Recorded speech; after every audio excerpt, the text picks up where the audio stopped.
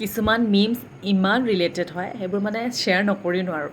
তো দুদিনমানৰ আগত পাইছিলোঁ যে পৰীক্ষা সময়ত মানে আপোনাৰ চব কৰিবলৈ মন যাব, নিউ মি, নতুন হ'বলৈ মন যাব, তাৰপিছত আপোনাৰ মানে চব কৰিবলৈ মন যায়, পঢ়াৰ বাহিৰে চব কৰিবলৈ মন যায়। And my situation right now মানে পঢ়াৰ বাহিৰে চব কৰিবলৈ মন যায়, নিজকে একদম নতুনকৈ সজাবলৈ মন যায়, পাহাৰ বগাবলৈ মন যায়, গছ বগাবলৈ মন যায়, চব কৰিব পাৰে, কিন্তু পঢ়িবলৈহে মন নাযায়। চব কৰিব পাৰি কিন্তু ইটো কৰিম সিটো কৰিম। আৰু পৰীক্ষা আপোনালোকৰ হয় নাই বাৰু, মানে পৰীক্ষা বা কিবা প্ৰিপেৰেশ্যন কৰি থকাসকলৰ বা পৰীক্ষা হৈ থকাসকলৰ মন যায় নাই বাৰু, মানে পৰীক্ষা পাছত এইটো কৰিম, পৰীক্ষা পাছত সেইটো কৰিম, কিন্তু তাৰপিছত একোৱেই নাই, একেই গতি তাৰপিছত কিন্তু সেই সময়ত মানে এইটো মানে কৰিব নোৱাৰোঁ যে অকল পঢ়িব লাগে, মানে পঢ়াটো বেছিকৈ হেৰি দিব লাগে ন, বাকীবোৰত ইমানকৈ হেৰি কৰিব নোৱাৰোঁ।